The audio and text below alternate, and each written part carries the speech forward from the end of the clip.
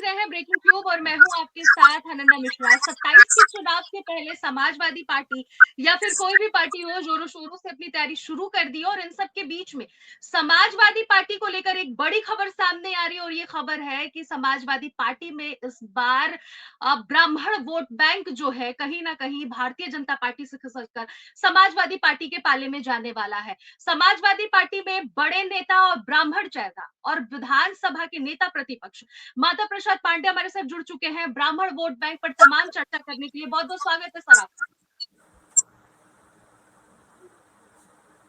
Sir आवाज पहुंच रही है?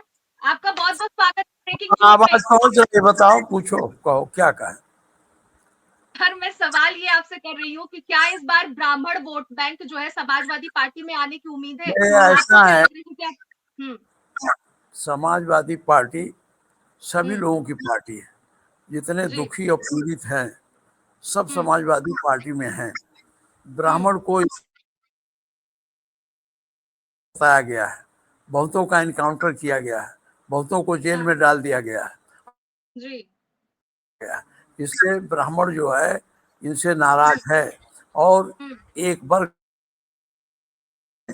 ये पार्टी एक जात विशेष के रूप में ये पार्टी सरकार चला रही है। हम्म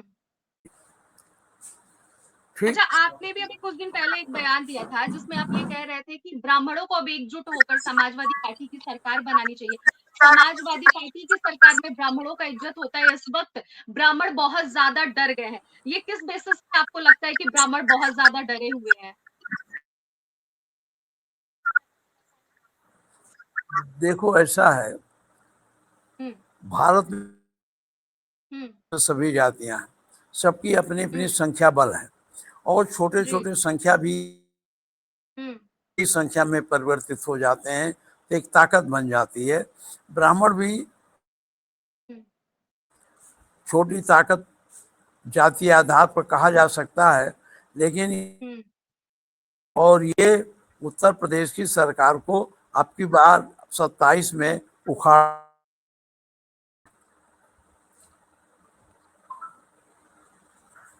चलो पूछो। क्या आपने तो कह दिया कि सरकार को उखाड़ कर फेंकेगी। शंकराचार्य और यूजीसी के मुद्दे पर क्या कहेंगे? क्या ये वही मेन धार है जिसकी वजह से समाजवादी पार्टी इस बार 27 देखिए, में ऐसा है, शायद ज्यादा वोट बैंक हासिल कर ले या फिर सरकार बना ले?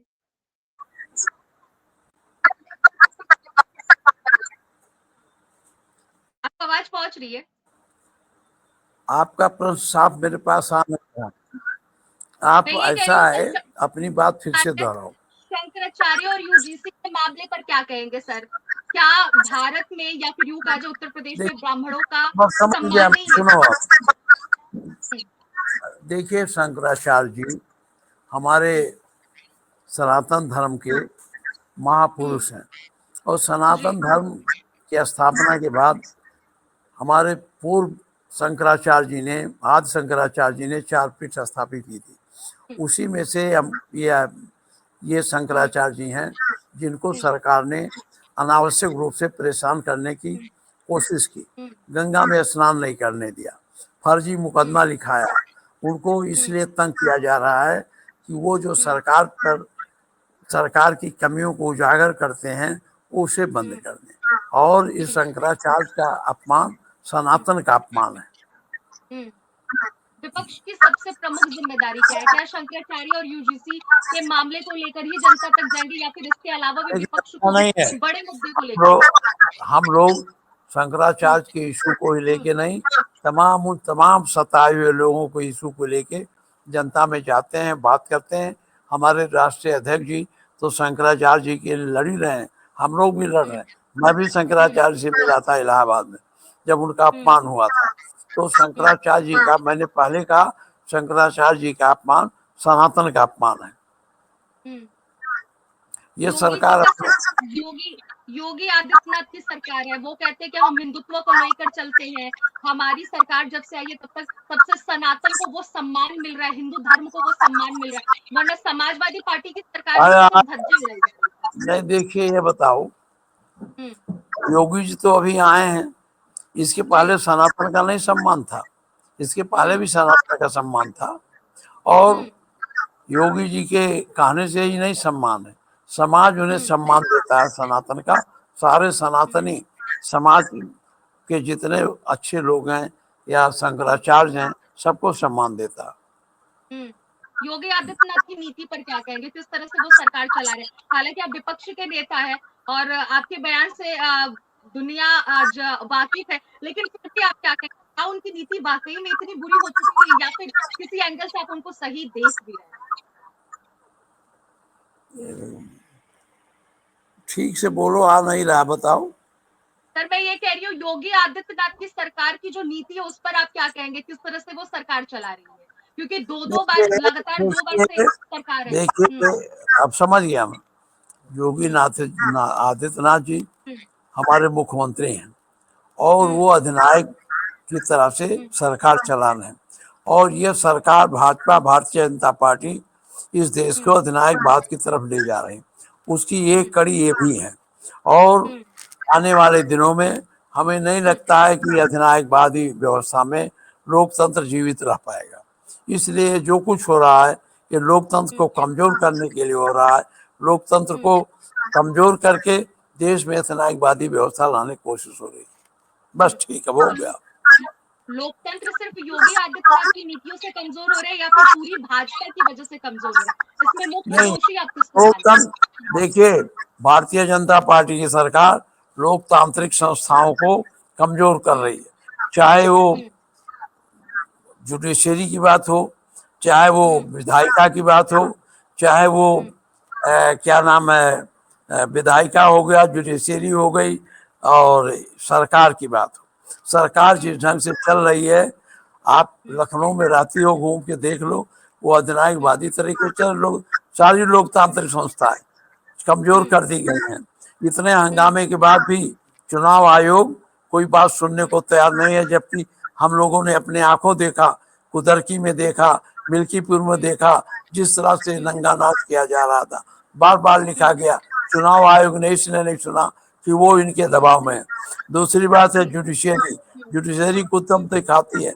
विधायिका का भी इनका दबाव है, क्योंकि विधायिका सरकार के इशारे पर काम करती। बताइए, ठीक है, हो गया। लेकिन सर आप चुनाव आयोग को तो बात कर दिए, जाते जाते एक दो सवालों का जवाब दे दीजिए। मैं समझ रही हूँ बहुत मुश्किल वक्त में आप समय दे रहे हैं, लेकिन चुनाव आयोग की आपने बात की सर। चुनाव आयोग और सरकार जो है बीजेपी वो तो ये कह रही है कि जब आप लोग चुनाव जीतते हैं तो फिर सब कुछ सही रहता, हारते हैं तो फिर ऐसा नहीं है, चुनाव जीतते हैं। जितने भी चुनाव आयोग हमको उतना जीतने कहाँ दिया। पार्लियामेंट की सीटें हम 3-3 हजार वोट से आ रहे हैं। क्यों आ रहे हैं? उसका कारण है, हम लोग जानते हैं उसके बारे में। अब कुछ हम कहेंगे नहीं, लेकिन ये जरूर कहेंगे चुनाव आयोग निष्पक्ष नहीं है।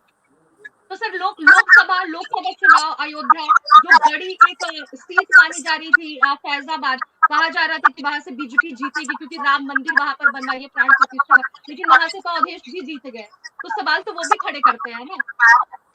नहीं, देखिए, ऐसा है, चुनाव आयोग का काम है कि चुनाव में जहां गड़बड़ी हो उसको रोके, और जो अधिकारी इस प्रकार की कार्रवाई कर रहे हैं उनको दंडित करें। मिल्कीपुर में हमारे सामने पुलिस के लोग वो लगा रहे थे ठप्पा। हम जिस गांव में जाते थे, मेरे पीछे ये एसडीएम और सीओ गांव में पहुंच जाते थे दबाव बनाने के लिए। तो हम लोग बार बार थे कि इस तरह की गड़बड़ी है। तमाम हमारी पार्टी ने उनको चिट्ठी लिखी आयोग को, लेकिन आयोग ने इसमें कोई सुनवाई नहीं की। तो ये क्या माना जाए कि लोकतांत्रिक व्यवस्थाएं ठीक से काम कर रही है? ब्राह्मण वोट बैंक बहुत बहुत कैसे आएगा सर? सर ब्राह्मण हमारे वोट बैंक कैसे? देखिए, जो पीडीए है ना, अंग्रेज जी ने पीडीए चलाया। पीडीए जो माने, जो हमारा पिछड़ा दलित अल्पसंख्यक है वो हमारे साथ खड़ा है, और साथ ही साथ उच्च जात के वर्ग के लोग जो पीड़ित है वो भी हमारे साथ है। लेकिन सर अगर आंकड़ों की बात कर ले, एक लाइन यही है कि साल 2009 तक ब्राह्मण वोट बैंक जो है कांग्रेस तक रहा, जो आंकड़े हमें बता रही है, और 9 के बाद से बीजेपी की तरफ रुख करने लगा। सपा को किसी ने कभी वोट नहीं दिया, लेकिन 27 में कौन से वो आधार लग रहे हैं? देखिए, ऐसा है, आप गलतफहमी मत रहो। जब वो मायावती जी की पार्टी ने 5 साल शासन करके और उनको आगे बढ़ाने की कोशिश की, तो उनका उनके ऊपर, पूरे समाज के ऊपर बड़ी भारी विपत्ति की तरह ये समाज के कुछ लोग खड़े हो गए थे। उससे ऊब कर हमारे ब्राह्मण भाइयों ने 12 में समाजवादी पार्टी को समर्थन दिया और अखिलेश जी को मुख्यमंत्री बनाने में उनका भी योगदान रहा। अब जाते जाते एक आखिरी सवाल का जवाब दे दीजिए, उसके बाद से आप आप इतना करो, मैं आपको बता रहा हूँ समाजवादी पार्टी के साथ सारे लोग हैं, क्योंकि महंगाई, बेरोजगारी, कानून व्यवस्था, इन सारी बातों पर, शिक्षा पर, इन सारी बातों पर सरकार बड़े बड़े मायने में, बड़े पैमाने पर इसकी कोई व्यवस्था नहीं कर पाई है। लोग परेशान हैं, इसलिए समाजवादी पार्टी को लोग वोट देंगे। धन्यवाद। ब्राह्मणों को लेकर बहुत बड़ा सवाल किया गया है सर, इसका भी जवाब आप दे दीजिए। मुझे लगता है माता प्रसाद जी को ज्यादा लेट हो रहा था और इस लेट के चक्कर में वो जल्दी जल्दी से वापस चले गए हैं। बहरहाल आज जिस सवाल का जवाब मैं उनसे लेना चाहती थी वो मैं अपने दर्शकों को बता देना चाहती हूँ, हालांकि मैं ये नोट करके रखी हूँ। आज एसआई का परीक्षा हुआ है, एसआई भर्ती परीक्षा। इस परीक्षा में कुछ सवाल पूछे गए थे, जैसे ऑप्शन वो क्वेश्चन थे, ऑप्शन वाले थे, जिसमें टिक करके उन छात्रों को जवाब देना था। अब सवाल क्या है जिसको लेकर अब इस वक्त उत्तर प्रदेश में विरोध जारी हो गया। आप देखिए सवाल उसमें पूछा गया है कि अवसर के अनुसार बदल जाने वाले के लिए एक शब्द में उत्तर दे दीजिए, विकल्प रखा गया है। अब इस विकल्प में कहा जा रहा है कि जो ऑप्शंस दिए गए उसमें है पंडित, अवसरवादी, निष्कपट, सदाचारी। इसमें से किसी एक पर टिक लगाइए। आपको क्या लग रहा है कि अवसर देखते कौन बदल जाता है? इसमें पंडित का सबसे पहले स्थान पर नाम रखा है, नंबर 1 ऑप्शन है। इसको लेकर भी अब विरोध जारी हो गया है कि आखिरकार पंडितों को लेकर ही हर बार क्यों बीते कुछ महीनों से देखने को मिल रहा है विरोध, और कई तरह की ऐसी चीजें देखने को मिल रही है जिसको लेकर ब्राह्मण समुदाय में नाराजगी, चाहे वो यूजीसी का मामला हो या फिर शंकराचार्य का मुद्दा। शंकराचार्य का मुद्दा हालांकि धर्म और राजनीति दोनों से जोड़कर देखा जाए तो एक बड़ा विषय बना हुआ था, लेकिन बीच में थी आम जनता। जो आम जनता इस बात को कह रही थी कि आखिरकार ब्राह्मण समुदाय का अपमान क्यों हो रहा है। अगर शंकराचार्य और राजनीतिक गलियारों, यानी कि अगर राजनीतिक गलियारों के किसी व्यक्ति, किसी नेता या फिर मुख्यमंत्री योगी आदित्यनाथ से और शंकराचार्य व मुक्तेश्वरानंद आपस में नहीं बनता, आपस में नहीं पड़ता इन लोगों का, तो फिर सनातन धर्म का इस बीच अपमान क्यों किया जा रहा है? क्योंकि वो शंकराचार्य हैं, एक ऐसे उपाधि पर है जिसे लोग पूजते हैं, भगवान के रूप में मानते हैं। हालांकि मैं सवाल का जवाब माता प्रसाद पांडे से लेना चाहती थी, लेकिन माता प्रसाद पांडे काफी ज्यादा जल्दी में थे और उन्होंने इस बात का जवाब नहीं दिया। लेकिन मैं आप पे और अपने दर्शकों पर ये सवाल का जवाब छोड़ती हूँ कि दर्शक हमें बताए कि ये जो सवाल आज एसआई भर्ती परीक्षा में पूछा गया है वो किस हिसाब से सही है और कितना उचित है। फिलहाल माता प्रसाद पांडे ने जितनी भी बातें कही हैं उससे एक बात तो समझ में आता है कि उन्होंने साफ तौर पर कहा है कि धोखेबाजी हो रही है, चुनाव आयोग मिला हुआ है और कहीं ना कहीं जो चुनाव हो रहे हैं इस वक्त भारत में वो पूरी तरीके से गलत तरीके से हो रहे हैं, निष्पक्ष उसकी जांच नहीं हो रही है, इसीलिए भारतीय जनता पार्टी जीत रही है। तमाम उन्होंने उदाहरण भी दिए हैं, मिल्कीपुर चुनाव को लेकर, कुंदरकी को लेकर भी उन्होंने उदाहरण दिए हैं। फिर अब सवाल ये खड़ा हो रहा है कि इस बार यूजीसी और शंकराचार्य का जो मुद्दा था ये कितना ज्यादा असरदार होने वाला है। क्या 2027 के चुनाव में समाजवादी पार्टी की सरकार बनेगी? क्या इन दो मुद्दों को लेकर बड़ा सियासी खेल होने वाला है, बड़ा सियासत में उलटफेर होने वाला है, या फिर कुछ और हमें देखने को मिलेगा? क्या तीसरी बार भी भारतीय जनता पार्टी अपनी सरकार बनाएगी? 17, 22 और 27 किसकी होगी गद्दी 2027 के चुनाव में? इस पर सभी की निगाहें टिकी हुई हैं। फिलहाल ये आने वाला वक्त बताएगा। और माता प्रसाद पांडे के बातों से और उनके जवाबों से आपको क्या लग रहा है कमेंट बॉक्स में जरूर बताइएगा कि क्या अब मुस्लिम और यादव यानी कि MY फैक्टर के साथ अब ब्राह्मण भी उसमें जुटने वाले हैं और वो भी बढ़ चढ़कर हिस्सा लेंगे, क्योंकि ब्राह्मण कहा जाता है कि जब जब जिसके साथ रहता है सत्ता का खेल उसी के हाथ में होता है। मैं थी आपके साथ अनन्या मिश्रा और आप देख रहे थे हमारा खास प्रोग्राम मुद्दे की बात।